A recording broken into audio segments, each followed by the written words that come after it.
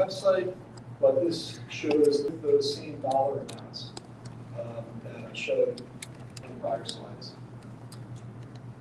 All right, so before we open up to questions, I'm going to answer your questions first.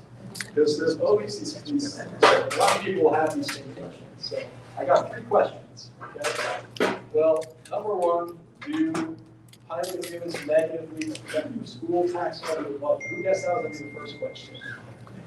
Okay. Well, guess what? The short answer here is no. The pilot agreements do not affect the school tax levy or the school budget. Okay? And here's why. The school taxes, they're levy-based. It's the expenses less the revenues. Revenues less expenses. It's a deficit.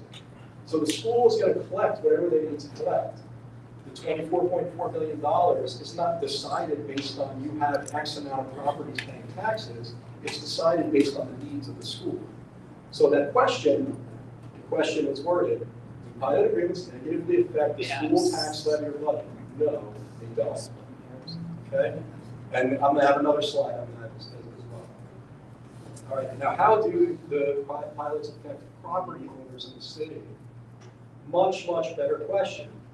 And unfortunately, there's no blanket yes or good, bad. It really depends. Every piloted property project, you have to analyze it separately. It's really on a case-by-case basis. Well, what are the questions that you have to ask?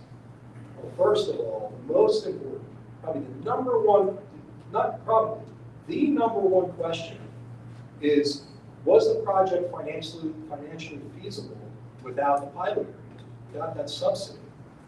Because if the answer is no, well then it's really difficult to go further in that analysis.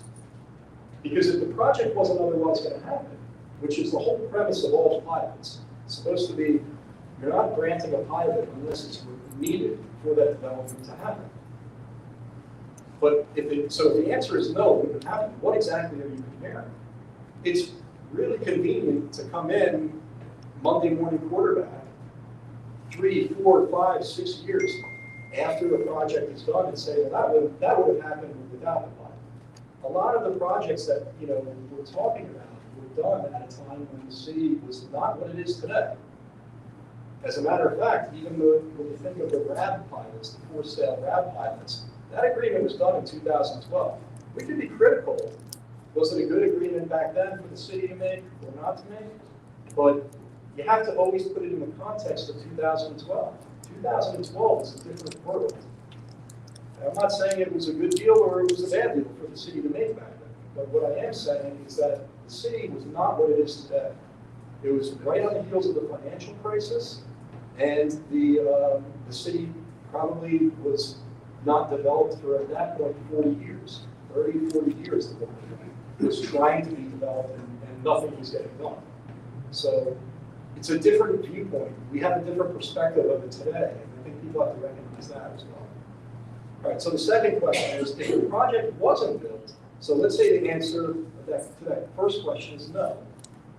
Well, if it wasn't built, what would the tax revenues have been if the site remained undeveloped? How does the pilot revenue stream affect the city's budget and tax levy? Going the other way, does the existence of the project increase costs to the city? We can't ignore that. Like, what if you build a project, and yeah, you're going to get this pilot revenue, but you're going to get 60 kids going to the school system. That's a real thing that you have to ask yourself. Or you're going to need more police, or more fire, or more road paving. Those are considerations that you have to make. Did the project advance key city goals? Affordable housing, infrastructure investment, historic preservation. The city has a lot of historic buildings. The city has parking needs. The city has a desire to provide affordable housing. And guess what? You're not going to get developers knocking down your door to build a project that they're going to be receiving rents that are significantly less than market rents, because the math simply doesn't check out. The cost to build the building is going to be high. The cost to borrow the money is going to be high. And if you're not going to be receiving top dollar rents, oftentimes the math doesn't check out. So that's what these pilot agreements are used for. Well, maybe a project can happen on that site, but not a project that includes 20% affordable housing. Did the project create some sort of synergistic effect prompting additional redevelopment? That's very difficult to measure, but that's another point here. Did all of the redevelopment that's happening in the city, how did that impact the property values in the city? Did you enjoy a significant increase relative to the rest of the market? Did one particular project spark redevelopment of another project? These are considerations that you kind of have to bounce around in your head. It's not so simple to say pilot good, pilot bad. And you know the final note on that slide is, again, I have to reiterate this, that the for sale units in the waterfront redevelopment area, you have to look at that from 2012, the 2012 perspective, not the 2025 perspective. Believe me, nobody would have guessed that in 2012 that we would be able to sell units for over $5 million in Asbury Park. When we were in 2012, nobody would have guessed that. Said, hey, 15 years from now, 13 years from now, you think we'll be able to sell units here for $6 million, $5 million? I'm sure, whether you think that's a good, whether you like that or not, I'm sure nobody would have bet that being the case. All right, so the final question that I have to answer before you ask me is, well, the city's collecting all of this pilot money. Why don't you just give it to the school? All right, well, at best, there would be no difference to the property owners of the city if the city were to do that. Because it's the same bucket of taxpayers that are paying the school tax levy that are paying the city tax levy. If you want to take money out of your left pocket, let's say you take $10 out of your left pocket, you put it in your right pocket. Do you have more money? No, it's the same amount of money that you have. So it's the same bucket of property owners that are paying both the school and the city. If revenue is shifted from the city to the school, the total tax levy remains unchanged. It's just simply reallocated. Now, I throw this caution flag in here and the asterisk up on at best. The reason I say at best is because, as I understand it, part of the school aid calculation is how much revenue they have. Well, if the school received a new revenue source, I suspect they would receive less state aid. So that's something else that you have to think about. So really, at best, you're a neutral situation, but more than likely, it would actually be a detriment. So here's the actual math behind that. The city tax levy is $16.7 million. That's based on the 78 million expenses, less the 61 million revenue sources that we have. The reason that 61.4 million revenue source is there and not 55 million or 56 million is because $5.5 million is coming in from pilots. The school works the same way. They have revenue sources and they have expenses, so the net result is $24 million. So let's do a hypothetical scenario where the city is going to give all of its pilot money to the school. What would happen is the school tax levy would be $18.9 million. The city tax levy, instead of being $16.7 million, it would be $22.2 million. The total tax levy is exactly the same because you just move the money from one pocket to the other, and ultimately you have the same exact situation where property owners are paying the same taxes. At best, and here's all my caution flags, because again, if the city were to suddenly find $5.5 million, I bet you they'd lose more state aid. And with that, please line up at the mic and we'll do the question and answer session. Great job.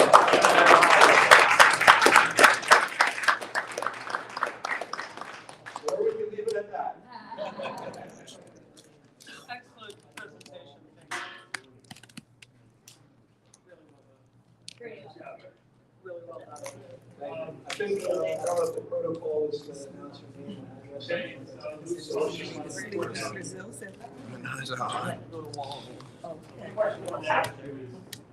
there committees that cover a lot of things in town? pilots, like you said, are individually negotiated. We have historical ones, we've got tracking of existing ones, and we've got new and pending ones. But there's no committee that reviews these. It's you, I presume it's you making recommendations to the city. Yeah, so, well, just to clarify, from my perspective, I don't make a recommendation of, hey, this is a good pilot, this is a good to grant a pilot for this development or not. What my role is in the planning phase is to analyze the project costs, the projected revenue stream of the project, and I make a determination on behalf of the city if, as the financial analyst, if that project is financially viable without the pilot agreement. Could it be done under conventional taxes? And guess what? If the answer is ever, yes, that can be done under conventional taxes, believe me, they wouldn't get a pilot agreement, right? So my perspective of it is simply, here's a project. I'm not making any, I have no opinion on whether it's a good project or a bad project. It's simply, this is the project that's before me. Is it financially viable without a pilot agreement or not? If the answer is no, it's not financially viable with under conventional taxes, then the second question I have to ask is, well, what's the minimum level of subsidy that property needs in order for it to get over to that threshold? And because ultimately what the city wants to do is not just grant every property a pilot and get any sort of redevelopment going. It'd be very easy to get redevelopment going. We told everybody you have to pay zero. So what my role is to try to get the dollar amount as high as possible where it's just at that threshold where the development will still be achievable financially and the city is going to maximize the revenue source. So that being said, it's up to other people, it's up to the mayor and the council if that project achieves the goals of the city. So I do present to the governing body the financial analysis, but the overall picture will be up to the mayor and council if the project is achieving the goals that the city has or not. If a project came forward for, it's not going to provide any affordable, it's not going to provide, any public infrastructure needs, not going to solve any of those problems, not going to preserve a historic building or any combination of that, just, hey, I'm going to build this project. I suspect the governing body would probably say no to that project because they're always looking for it to achieve goals that the city has. So, but there is no, committee of residents, if that's what the question is. Yeah, we're talking about the committee. Is your financial analysis shared publicly? On a per project basis? Yeah. Well, typically they're in draft format because they're being reviewed in negotiations. So I'm not sure that would be a question for the city attorney. Okay. Hi, Ellen Stagg, House F Street. I have a couple questions. Why did we lose the state aid to schools? What did you say? Why did we lose the state aid to the schools? Well, I'm certainly not an expert in that. All I know is that a bill was passed called the S2 bill, which changed the way that aid is distributed amongst all of the school districts in the state. And frankly, I don't know anybody that even knows what that calculation is, and how they distribute that aid. So with that being said, the ultimate result was that this Asbury Park School District lost over a span of, I don't know, 8-9 years. I'm not sure the exact number of years that it was phased out, but a significant number, $20-30 million of aid that the school used to receive that is phased out. The reason behind it, all I can say is that there was a bill that changed the way that the aid formulation was done. Are other towns assessing the way we do? What do you mean assessing? Are they assessing the taxes? Well, the assessment, so you have a, if you have to rewind to the beginning of the presentation. The taxes is determined by the needs of those individual budget components, whether it's the school, the county, or the city itself. You get the total number. All municipalities are done that same way. Then that number gets distributed amongst the individual property owners based on what your market value is relative to the aggregates of town. So think of it as a pie chart. You own a little sliver of the town, and you're going to pay that same little sliver is going to be a mirror image of what you owe of that $48 million that has to be collected. I think what your question is referring to is that reassessments of the properties every year. That is done in about 110 towns in the state. The state, there's about 560 something towns. About 20% of them are doing annual reassessments. The purpose of the annual reassessment has no impact on the amount of taxes that gets collected by the town. It's simply to make sure that the distribution of the taxes, whatever has to be raised, whether it's $10 or $10 million or $100 million, whatever that number is, should be split up based on the relative market values. So,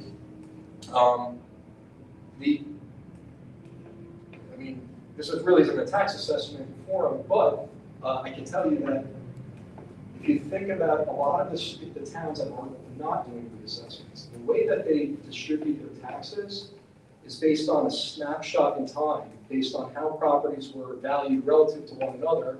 Could be 10 years ago, could be 20 years ago. Jersey City went through, they probably went 30 years without doing a reassessment. And what happened in that time span is the downtown appreciated significantly because it got totally revitalized, and then other areas of the city maybe changed marginally. Well, what happened in that picture is throughout time, the taxes were never, if they were doing annual reassessments, the taxes would have been every year shifted off of the places that were not appreciating at the same rate as the places that were appreciating greatly. So the tax would be shifted off of this group onto this group. The same picture happened here in Asbury Park. I was the tax assessor in 2012 here when we implemented the first revaluation since 2002 or 2003, somewhere around there. Well, there were significant changes in the city. The downtown was completely revitalized relative to where it was 10, 15 years prior. The properties in the downtown, taxes went up, tripled. The properties in the southwest, right after that revaluation, the taxes went in half. Well, the people in the southwest were happy about that. And I wouldn't be happy because for the past 10 years they were overpaying. You follow? So it's really, the purpose of the reassessments is just to take an annual picture of what the values are relative to one another. And whatever the tax levy is, it's going to get distributed based off that picture. And it's to keep up so that there's no disproportionate allocation being done, over a long period of time. It's a one-year picture, one-year picture, one-year picture. Because what I understand, the tax board has to do an official order with cause. And Asbury Park hasn't done that to the county in over 12 years. And we are allowed to appeal it, and we can't appeal it without this order with cause. I'm not even sure what you're referring to. The tax assessment. I'm not sure what you're Because I referring to. spoke to a lawyer in Wall Township, and he said that Asbury Park has not done a reassessment to the tax board for an official order with cause. And we, as the people, can't repeal the tax hike without that order. I don't even know what you're referring to, but we're well off topic because that has to do with the tax We assessment. really need a whole meeting about taxes, too. I don't know, I'm not the tax assessor anymore. So, Whoever that you know, is. you can go ask that question.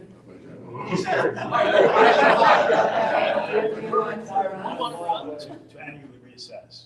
Okay, because supposedly you haven't for 12 years.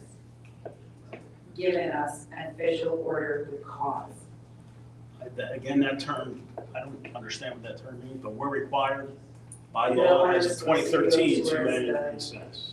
The order is supposed to go to the county and then we can appeal it. I would say you could direct the question to county tax board. Okay. Yeah, or come stop by my office and Yes. we'll have a deeper discussion. But, And my last question is, for new pilots, there's no way they could make it 15 years instead of 30? Well, it depends. Especially with all the money coming in right now? Well, it's possible on some projects. programs, but not in the waterfront redevelopment area for sale units. That structure is required. We can't change the 30-year schedule. There's 30 years. On other projects, it's possible. However, on a case-by-case basis, will the project be financially viable under a 15-year agreement versus a 30-year agreement? Maybe the answer is yes, maybe the answer is no. It depends on the economics of that particular project. But that is something that the governing body has been interested in doing on projects that come forward. Well, is there an opportunity to either increase the payment or could we lower the duration? These are all considerations that are talked about. Thank you. No problem. Thanks for the presentation, Don Mataraka, Third Avenue. A couple of questions. Go back to your question number one.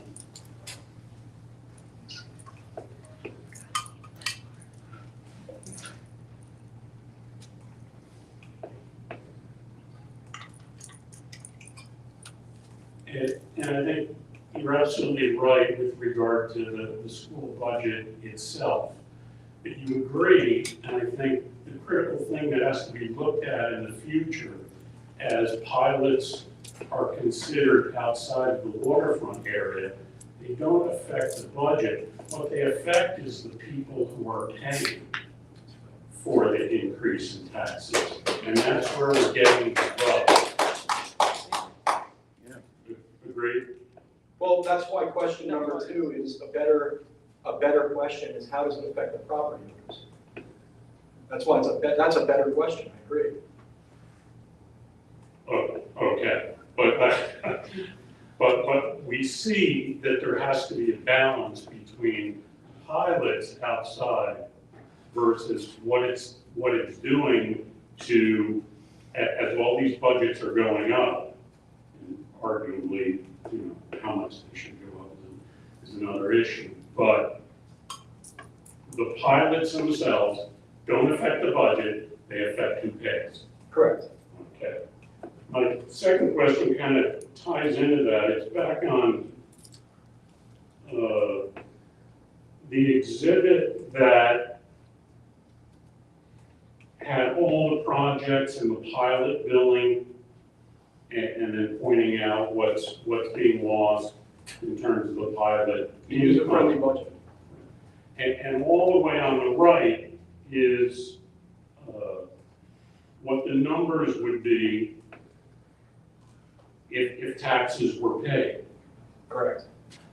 The one thing, and my friend Michael has taught me, it would have to be an estimate beyond 2024, but it seems clear in just eyeballing the numbers under pilot billing and eyeballing the numbers under taxes, that over time, there's going to be an increase in revenue to the city You mean as they come off a pilot agreement? as they come off of pilot agreements. Just, if you just take well, a here, let me- example where the pilot is paying, I'm reading this right,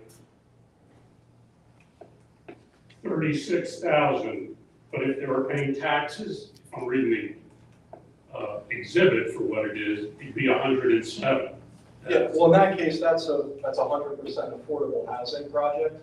So, Right, okay, pick it yeah, up. I mean, so well, here, let me put it, let me save you the premise of the question.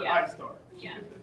In almost all cases, you look at any individual one of these today, far better. It would be great for the property owners to take any one of those and say, let's cancel the pilot agreement and let's put them on under conventional taxes.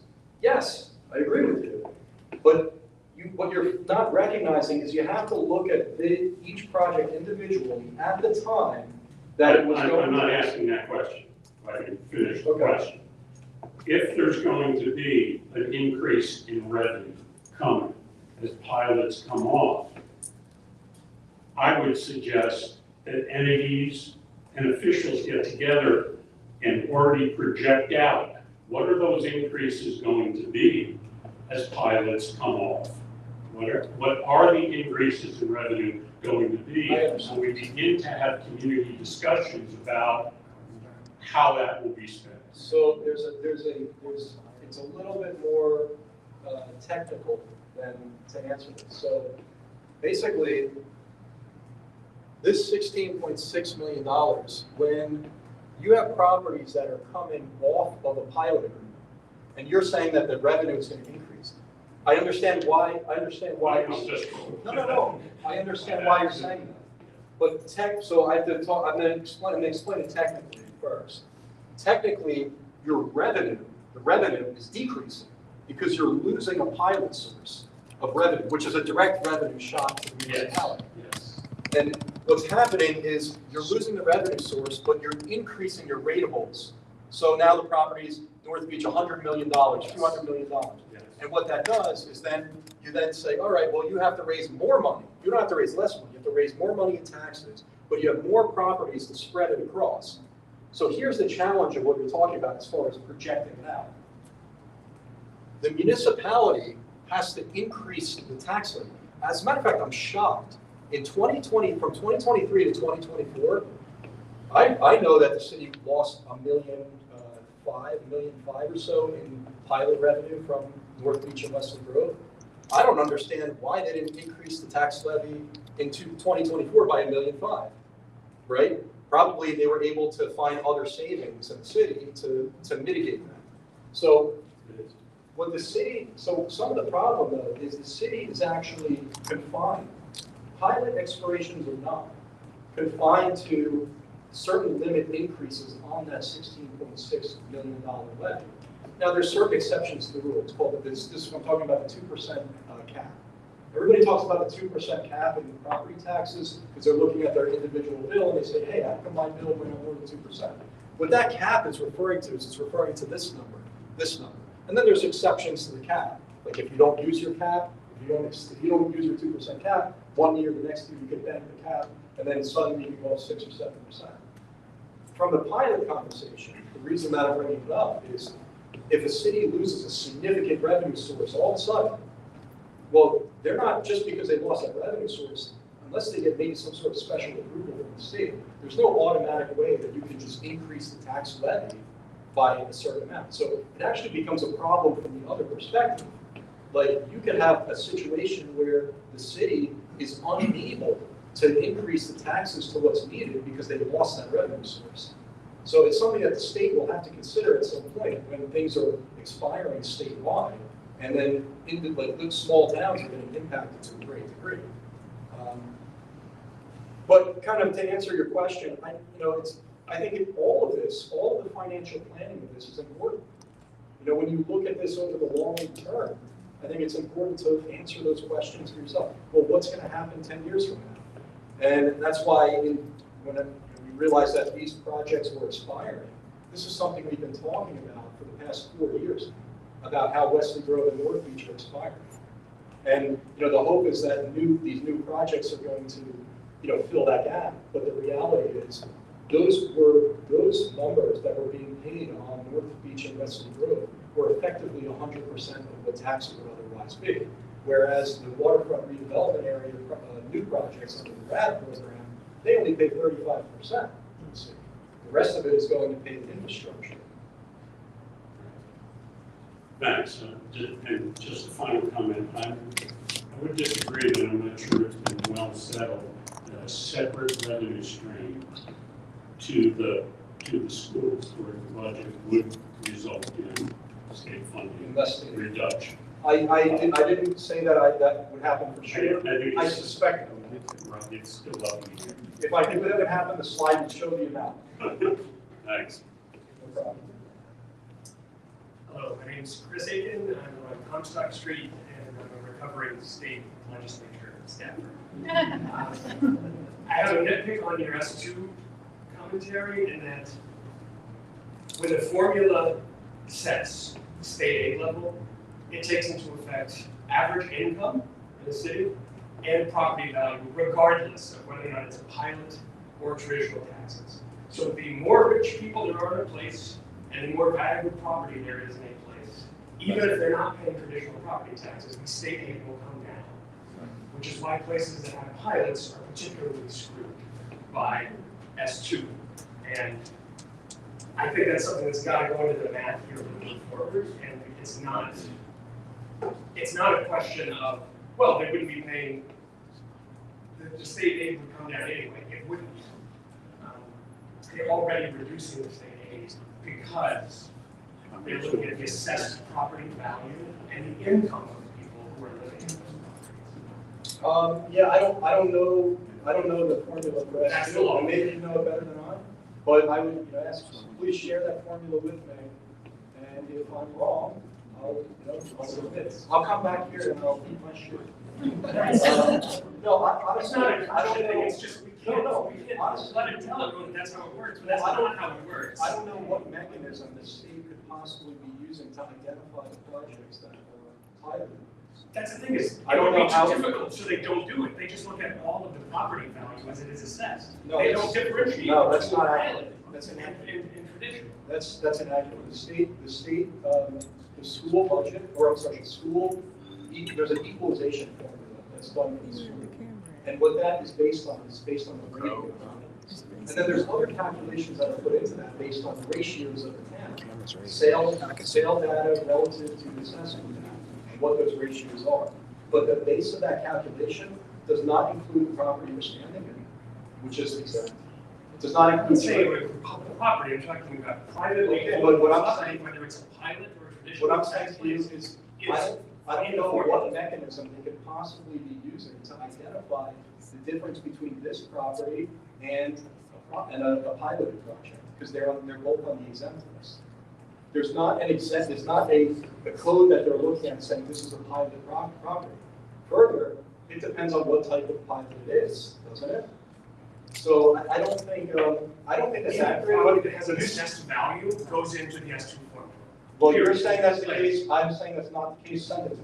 Send me that formula. You send me, my email is on this presentation, you send me that formula. And then separate from that, income goes into the formula, and that goes in the state aid. That So is true. anyone who has a high income who's in a pilot, their income in town will mean that will be a reduction in state aid. That's accurate. So However, therefore, if a rich person's in a pilot, that will reduce the level of state aid while they're not paying school taxes. you're 100% correct about that, but what I'll just give you the counterpoint. And not that I'm saying, the counterpoint of that is that many of the properties here that people are living in, that's not their primary residence. So I don't know how But that. their income would show up. Well, then you're saying it would show up in 2 towns potentially, or 3 towns? It depends on where they're gonna file as New Jersey state income tax payments. It's probably for their primary residence, but I don't know. I'm just giving you the counterpoint. I'm not trying to. Then we're giving I'm just giving you the people for counterpoint. second homes. I'm giving you That's that. the things. Yes.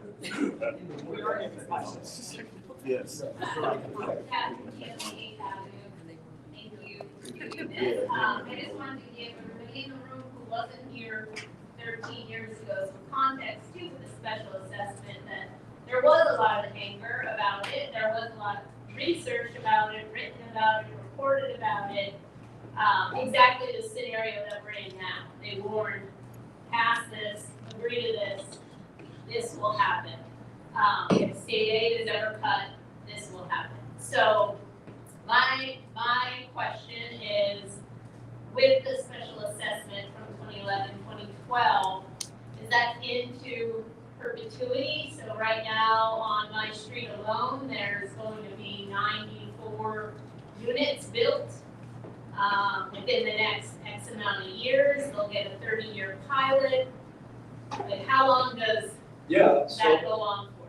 yeah, I mean, typically with pilot agreements, there's an agreement made at that point in time, and then the agreement lasts for that term, which is typically either 30 years, sometimes 15, sometimes, I think we even had one that was 12 years. But if there's new In this- construction in 2035, will they also So- receive a 30-year pilot? Yes. Because of the special Yes, yes. When does that contract Basically, end? that 2012 agreement will create situations where, here we are in 2025, let's just say 10 years later, to keep it simple, that agreement will last 20 years beyond the 2012 date.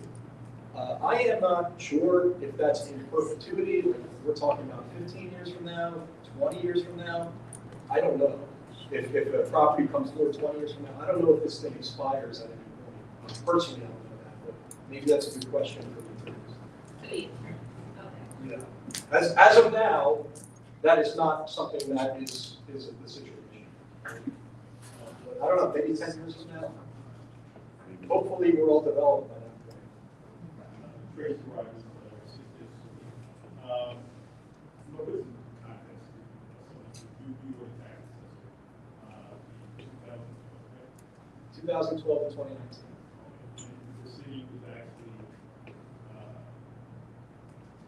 short deficit, actually this was getting tax money. Aid, state aid. State. Yeah, there's like transitional aid, or, I don't remember what the exact term is. Transition. It's kind of outside of the tax assessment world, but I know exactly what you're talking That transition, so, you know, from the school district, I try to equate everything, break it down. You know, at 2013, what was 2018, the city got all transition. That means that the city couldn't handle their budget for the closing of the municipality. Now, at the same time, the school district is funded by the state, almost 90% of the tax rate. If you look at any other state, any other municipality, most of that funding goes from the property tax fund, municipal and the schools. So when you look at the context, this is not, you know, I never want to shift blame. You know, the deal in 2012, like you said, basically at that time, you're coming out of a recession, we're fighting to start up redevelopment and disagreement was made. Am I mad?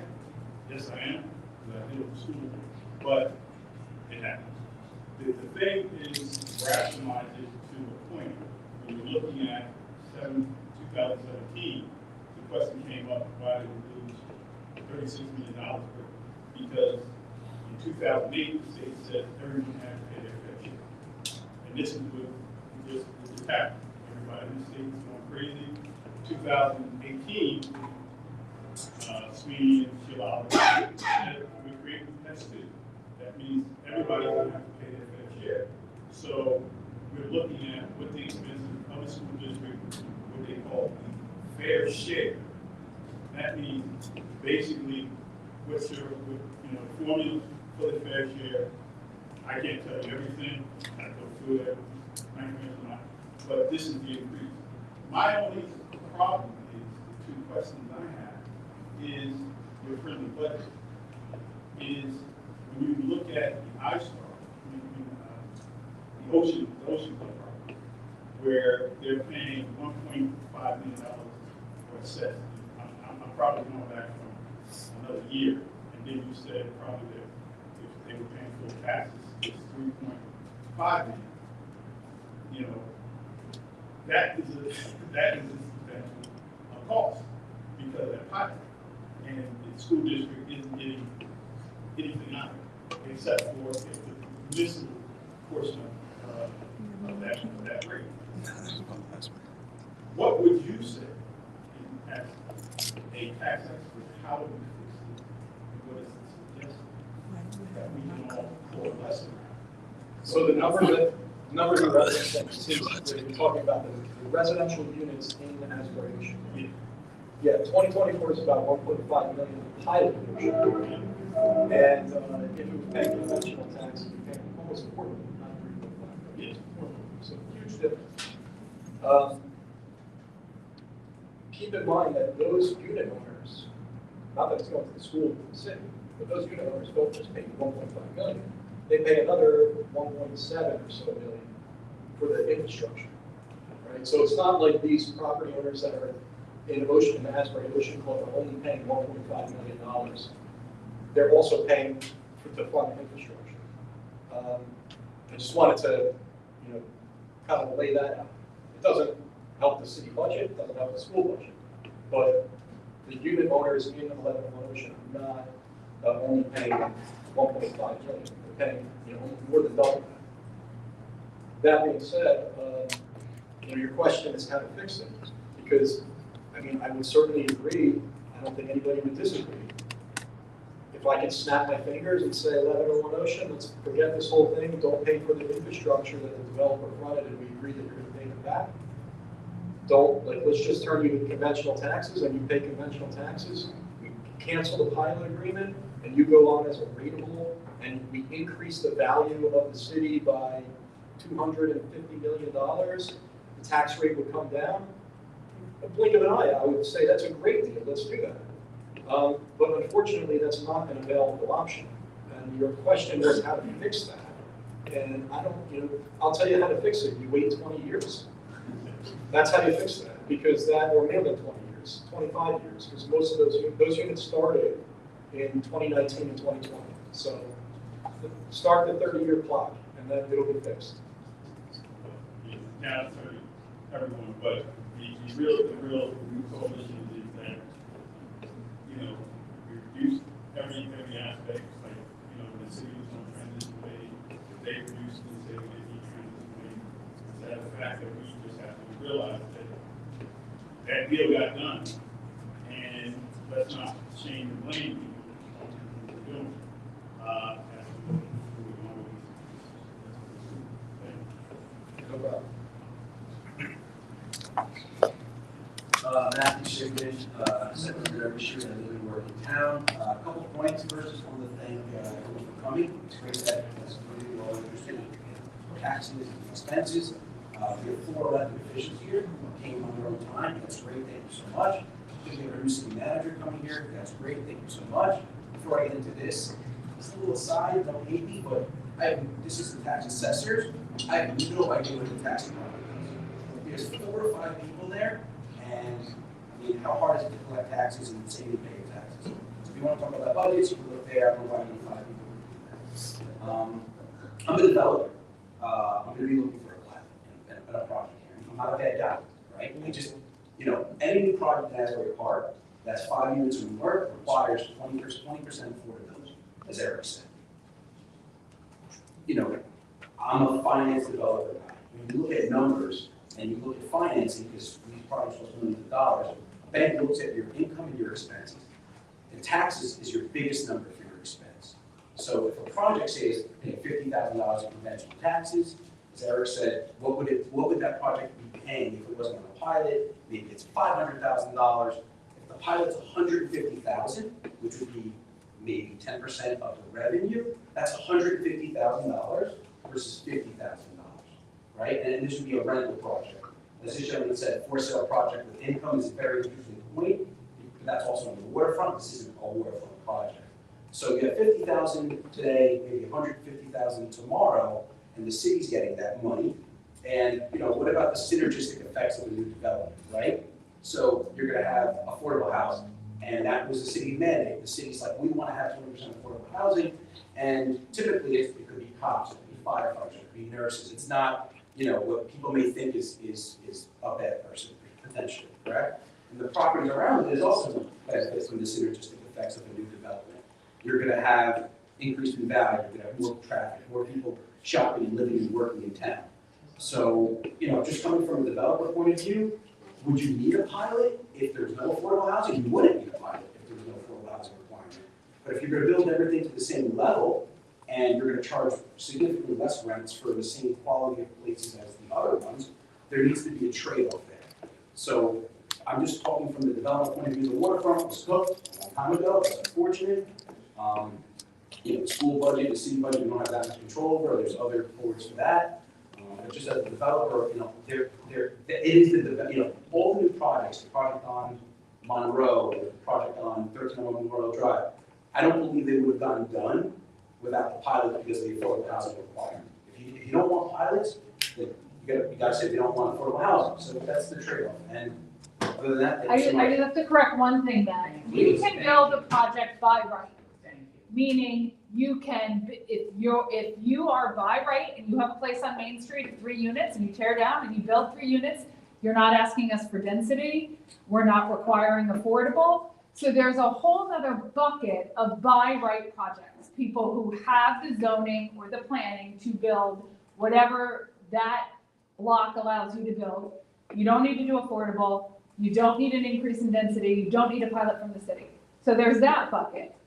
When you are asking us for something, you are asking for an increase in density, or we are asking for affordable, that's different. But when we talk about by right, there's tons of by right projects in this city that can be built without affordable, you can just build it by right, right? You build it by right. But that's 3 units or below. No, I made that number up, I made that number up. In reading the development plans, I think it's 4 units or below, 5 units or below. If you're gonna build 5 units or more, you're gonna have one of those units being affordable. If you're asking for an increase in density and heights, if you are asking the city for increases, then we have asked.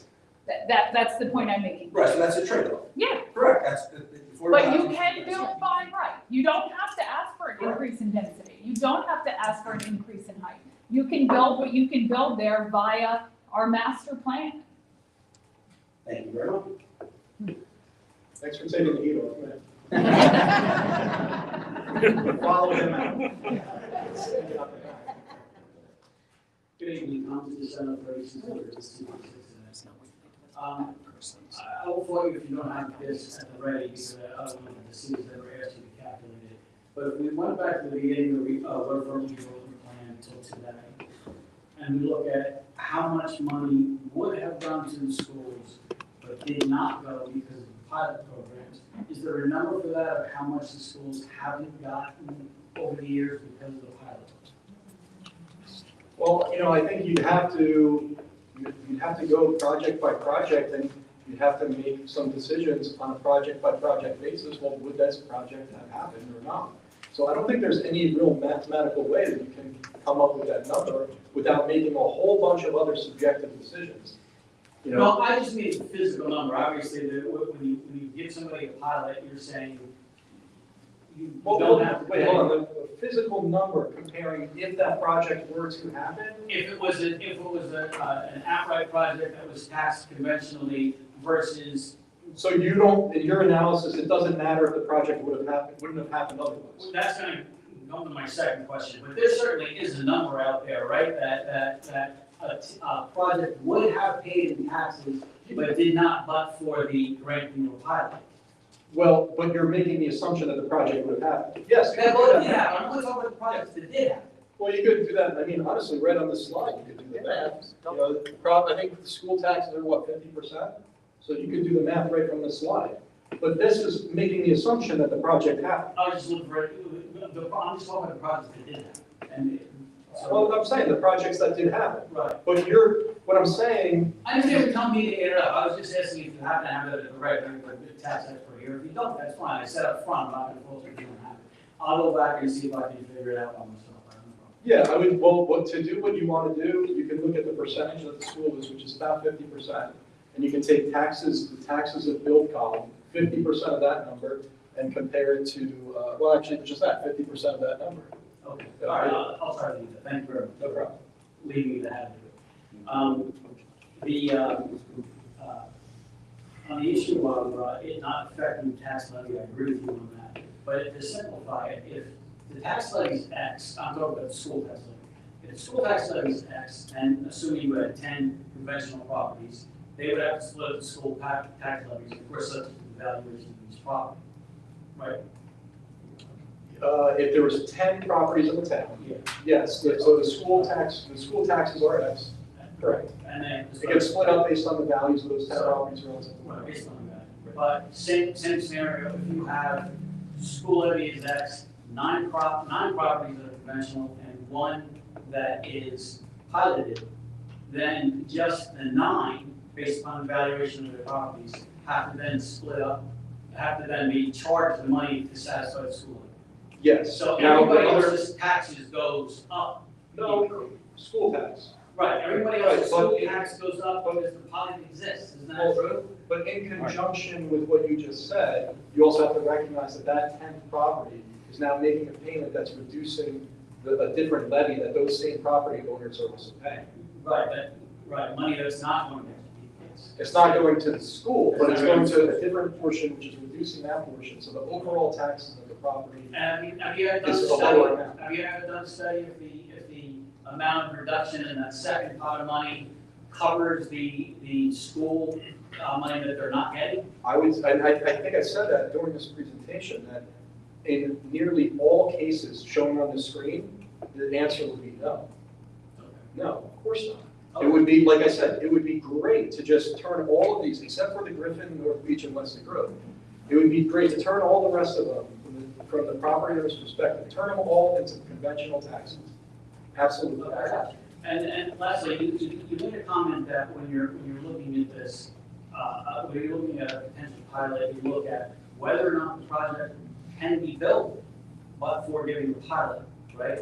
Assume for a second you've got a developer with a second plan that doesn't require a pilot. So he's got two plans before the city.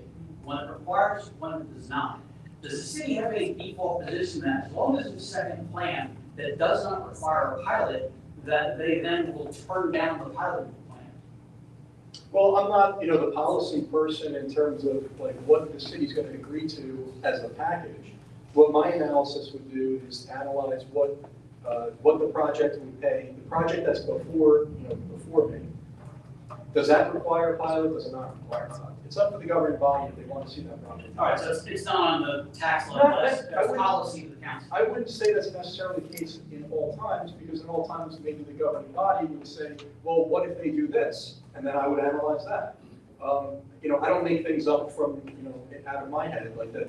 Well, what if they do this? What if they, if somebody asks me, well, what if they do this? And that has happened in the past on a few projects. Well, I just happen to know that the developer in town has two projects, one with two plans, one pilot and one not. Right. And since you have said several times, we have to consider whether it was built, does the town make it their default position that as long as they have a second plan that doesn't need one, they won't give one? But I know what you've already answered, you said. It's that's certainly policy. considered, they're certainly considered. I don't know if there's ever any sort of like default. Right. I think there's always, everything is always open for consideration. They reserve the right to say so. Yeah. Oh, thank you very much. Nice presentation. Thank you. Colin Chapman, Everett Park Avenue. Thank you again for describing the pilot program. I'm much more in the know than I was earlier. I just wanted to express concern, and I did have a question about, I'm a homeowner. I'm concerned that I'm paying disproportionately more taxes than someone that's living in a pilot program environment. All due respect to my developer friend over here, I feel like I'm picking up where the incentive that you're getting, I'm the one that carries the burden to pay that incentive as a taxpayer who doesn't have the advantages that a lot of these people that are living in these pilot environments are enjoying. And I'm wondering if, this school budget thing is absolutely insane. It's crazy that that's taking up 50% of the budget. If I remember correctly, when I looked at the slides, it was it $7,000, or whatever the number was 5 years ago, and I understand that we lost a grant and all of that. But at the end of the day, have we done an analysis on folks that are not living in a pilot environment, homeowners that live in this town, what our taxes will look like in 3, 5, and 10 years relative to where they are right now? I'm concerned that there's going to be a tax crisis for myself and people that have, that are in a similar situation that I'm in. If you look at the dates for these pilot programs, they are 30 years from now. It's like, it's a lot of them have. I don't know if the clock is starting to tick, but I think this is going to get much worse. I don't see it getting better. Something has to give. And I'm wondering if the town has looked at this, evaluated it, and if they have any potential, are they batting around some ideas on what can be done in the future? And that, I don't know if you're involved in that. I see the deputy mayor is here, I see the tax assessor is here. Are these things being discussed for people that live in this town that are not in a condo that's part of a pilot program? My taxes have gone up 40% in 3.5 years.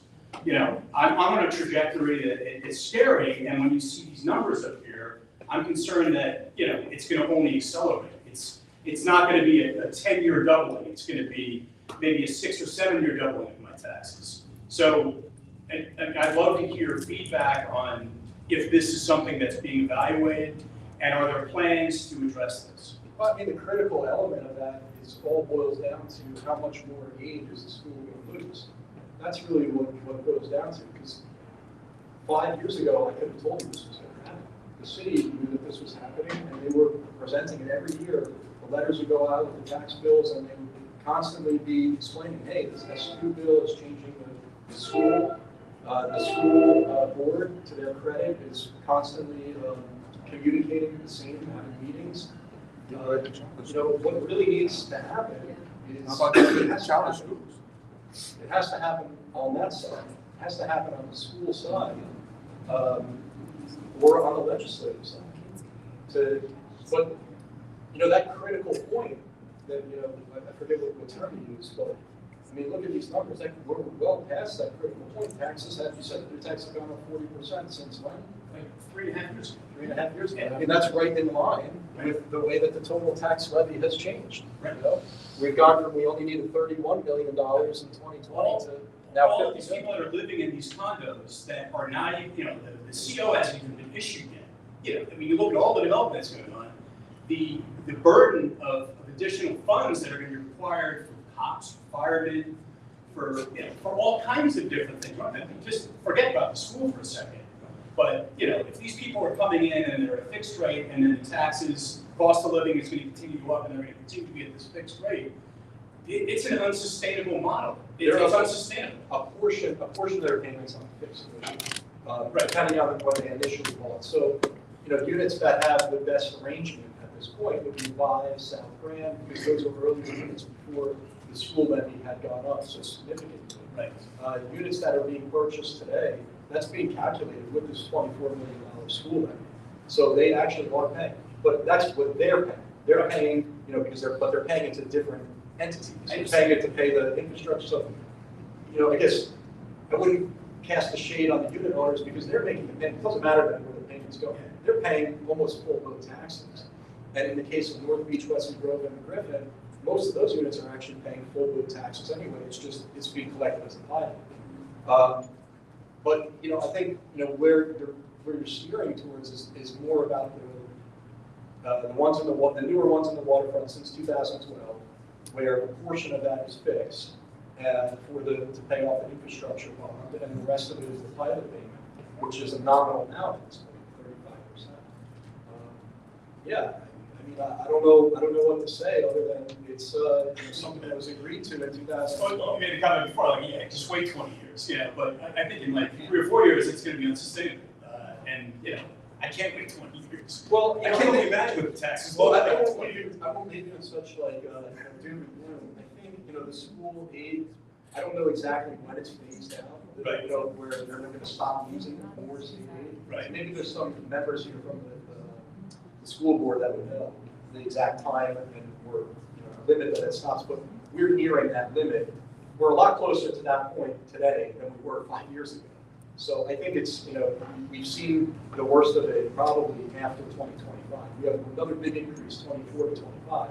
So the tax bills that you'll see this year will be higher because of, I think it's going from 24 million to 32 million. Huge increase in a single year.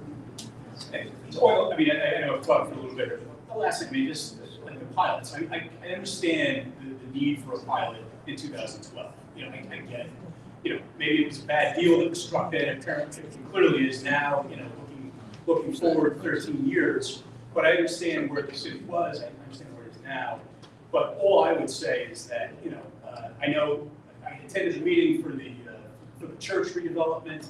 I know that was part of the pilot program. I just, when is this going to stop? I mean, that nothing was granted on that. There wasn't? Okay, all right. But I mean, I'm just, we don't need this anymore, and I think we really need, I forgot exactly how you phrased the question, the additional question, would the project be able to be completed without a pilot subsidy or whatever the terminology is? I think we really need to give that a lot of thought, and I think some of the people in this room that make those decisions do that. Yeah, I would just, you know, say in terms of the church, I'm not, you know, saying that, hey. Yeah, I mean, that's it's just a separate, yeah. But you also do have to recognize that it's not just, hey, we're going to put X amount of units here. We're going to provide affordable units, going to preserve this historic building. So, you know, there's more that goes into that. Well, there was a big debate about some of those Right. specific issues. Right. Well, I'm just saying that project certainly would not be financial. That particular project would not be financially feasible under a conventional tax. Okay. You know, it would that particular project would require a pilot. Debatable how much that pilot could be, you know, should be, but that could not be done under conventional taxes. Okay. Well, thank you. No problem.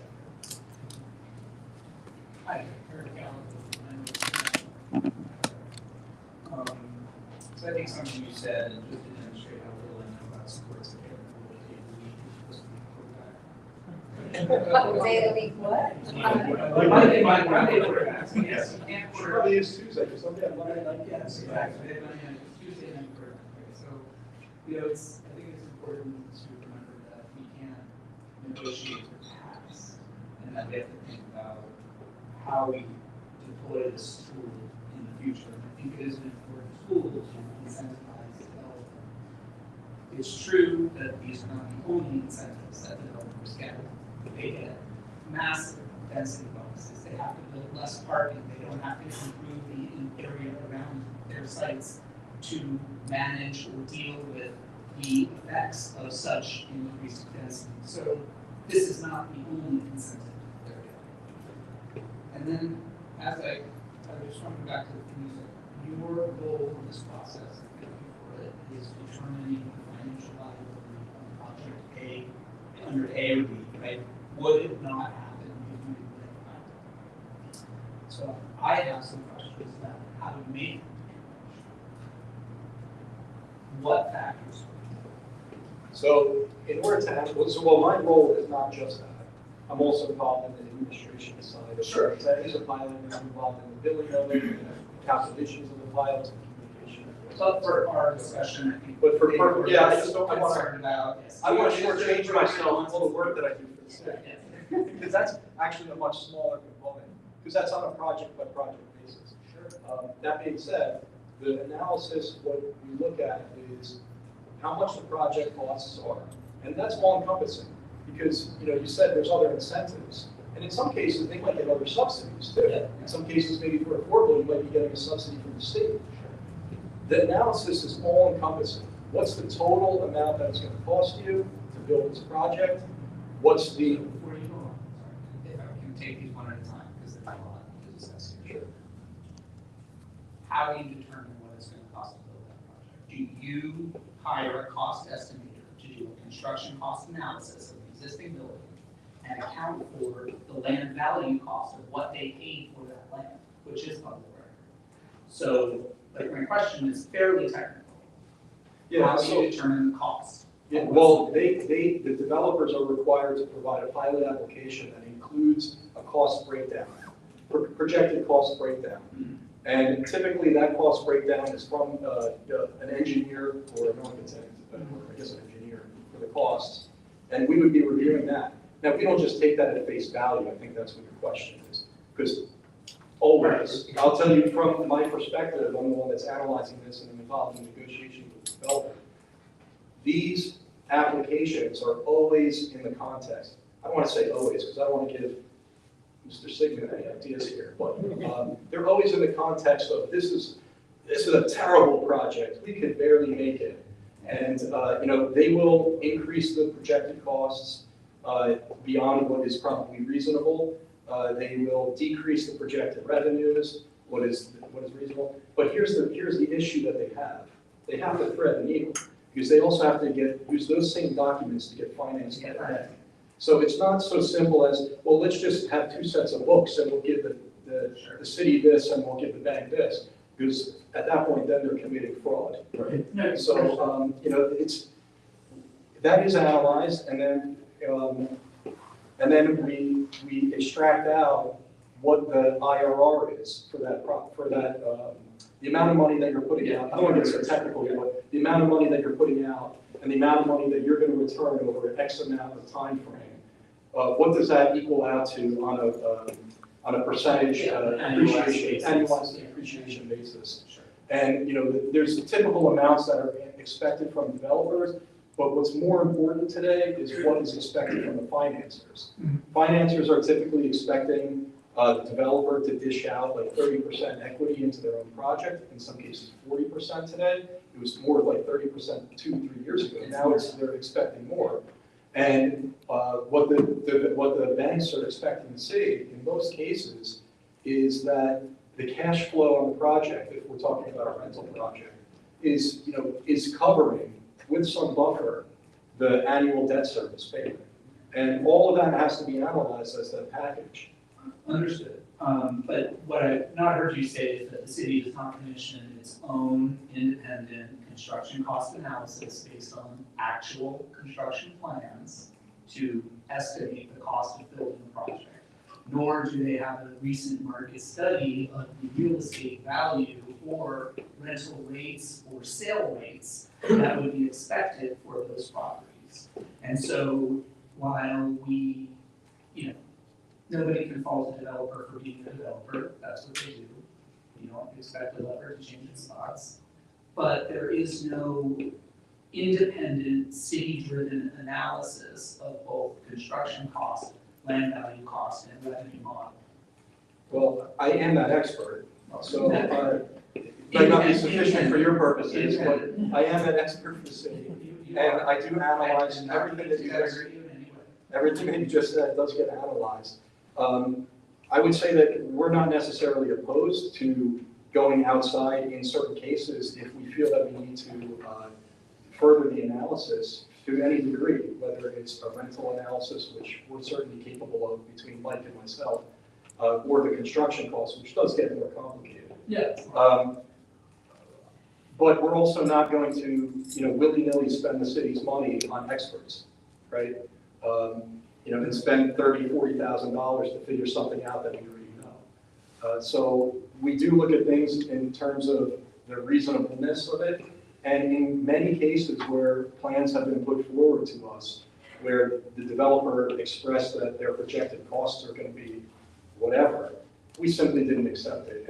And, ultimately, the pilot, most of these projects, there's not, there hasn't been any recent pilot agreements. I can't think of the most recent one other than in the waterfront. But a lot of these, they get negotiated and the developer walks away because they're not accepting the terms that the city would require. Or the city simply says, no, we will not do a pilot on this project. That sounds better for us, because as you said, these pilots ultimately come out of other people. But it is important to remember that they are getting other incentives, and nobody is required to build affordable housing if they don't ask for something more. Our own zoning code includes as of right bonuses, in fact, for density, if you include affordable housing. But it turns out those density bonuses aren't enough, and that's why we're going to the city council to create new redevelopment plans outside of the waterfront, which also tend to come with the negotiation around pilots, whether or not they're granted, right? Am I correct? But they may or may not be granted, but it comes in that way. But the right way to do it is through zoning reform, where everybody plays by the same rules. Because right now, he gets a deal, they get a deal, that person got this person got that. And meanwhile, back at the ranch, we're all paying higher taxes. It's true. You're definitely paying higher taxes, that is true. Yeah. You could argue that it is. I think you could argue that it is. Go ahead. I'll wait for you. Hey, can I just ask you, outside of the waterfront, because I know the waterfront's complicated, can you just, it's my recollection, and you're gonna correct me, we have 5 pilots outside of the waterfront, or can you just run through those? So people are talking about outside the waterfront, pilot, and in actuality, it may or may not be a smaller number, I think, than people realize. Yeah, well, that's why I bucketed it out to show here. Just to run through these, all of these are outside of the waterfront, but all of these are in the HMFA category, are affordable or senior. 730 units of affordable. 100% affordable, right? 100%. All of these are in the, 100% affordable or senior, with the exception of this approved one down here. There's 15 workforce, 40 affordable, and 45 market, but no shovels even in the ground there, so we don't even know if that's happening. We'll see. The non-RAB residential, the older pilots, these were agreed to back before 2010. And these are all in the waterfront with the exception of the Griffin. I think that's technically, that would be in the central business district. But again, those are like older agreements. And expiring. And they're all expiring, yeah, soon. I'm gonna skip this one. We're gonna jump over to here. These are all in the waterfront. These are all in the waterfront. These are all required. These here are are not in the waterfront. Springwood Center was 2011 or 2012. 550 Cookman was around that same time, 2012. And 521 Lake, that was something that the city actually did not want to grant the pilot on, and we felt like that property could pay conventional taxes. The city took the developer took the city to court, and the city lost and was required to grant the pilot. So I just want to put that one into that proper context, because I wouldn't characterize that as the city's giving the developer the pilot willingly. But isn't that true that the taxes are lower on that side? What's that? The taxes are lower on that side, I'm there. on the on the lake side? On the ocean side, taxes in the land is higher than on the other side. West side. Than the west side. Yeah. Well, on that project, that's on Lake Avenue. The taxes are lower. They don't pay taxes in the pilot. Their payment is much lower than, their payment is much lower than what taxes would otherwise be, because they have a pilot. It's not, has nothing to do with them being on the lake. Their taxes are lower because they have a pilot. I think we're gonna, Eric committed to 2 hours, he's done a great job, we're gonna just take the next 2 questions and then. I'll be quick.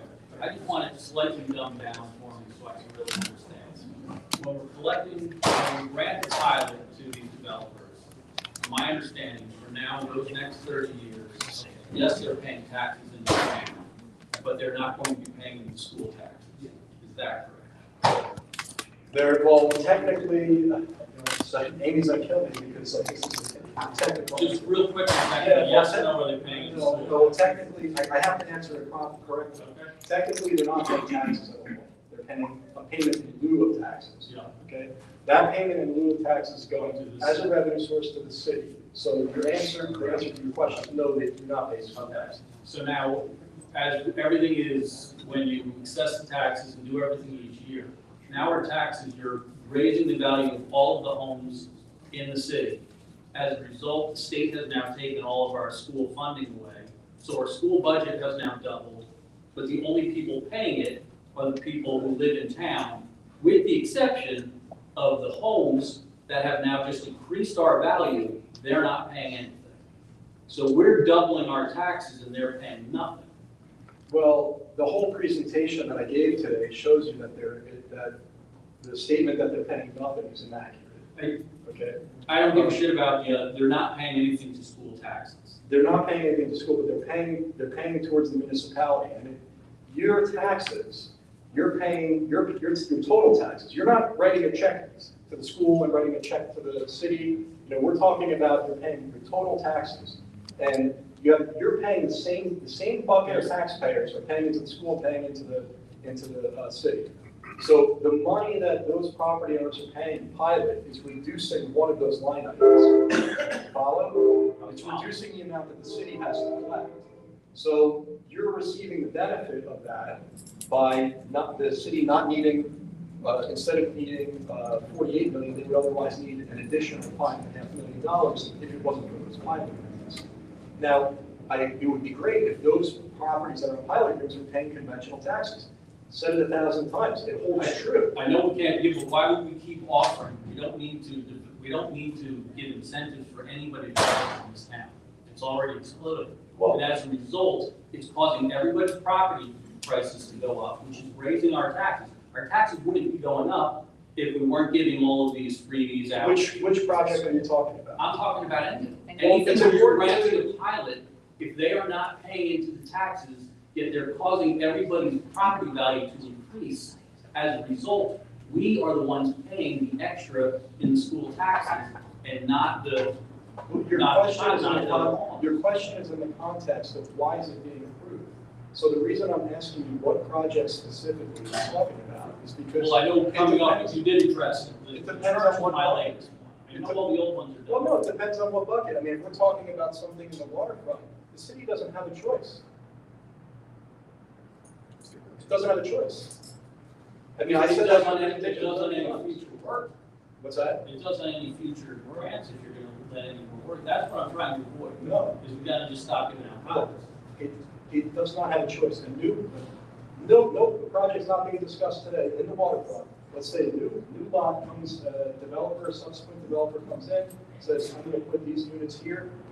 We want to apply for a pilot. The city is required to grant the pilot on that project because of the project financing.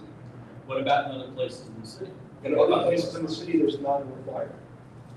But that's why I asked you, what project are you specifically So, talking all right, about? I'm saying the church right now on Second, That has not gotten a pilot. that one has not. But it has gone to the planning board, and are they going to now issue a pilot? Or has it just been refused? I don't know, we'll see. Okay. But the city has not agreed to do a pilot on that property, Okay. so. Thank you.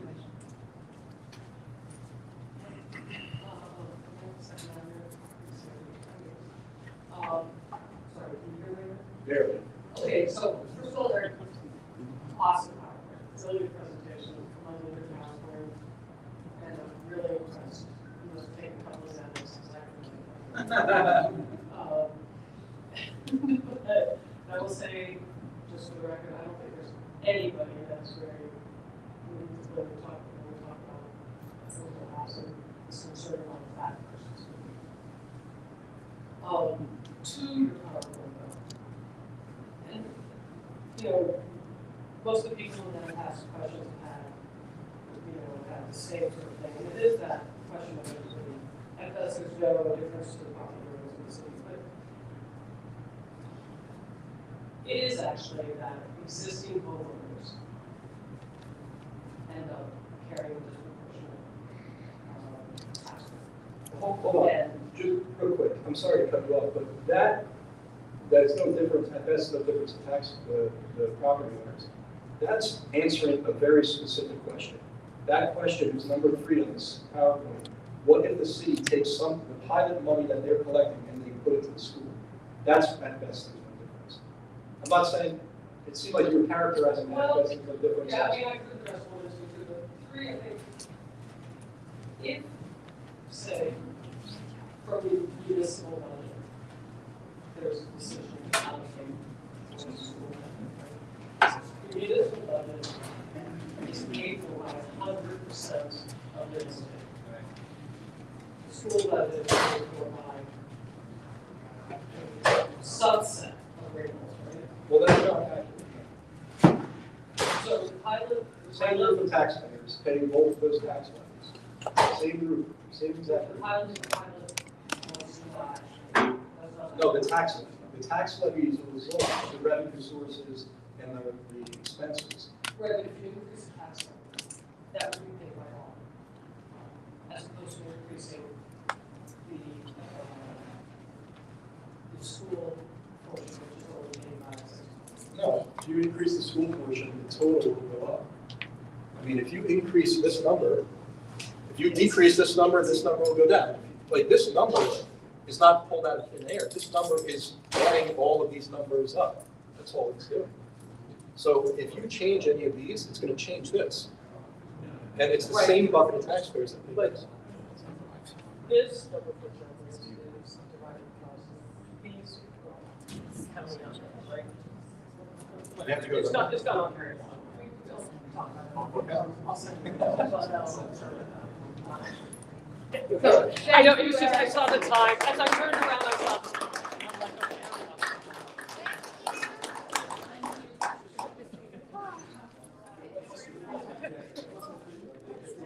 I'm like, okay,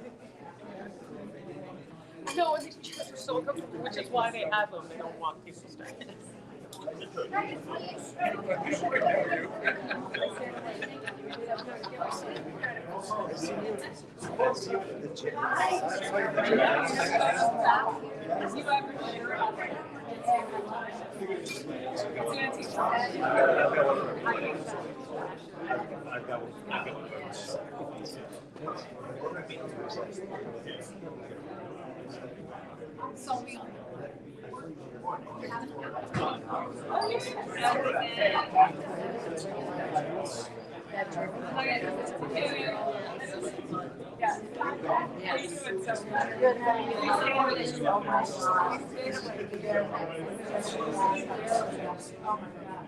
All right, my dear, good job. Thanks for being here. Have on, Bye.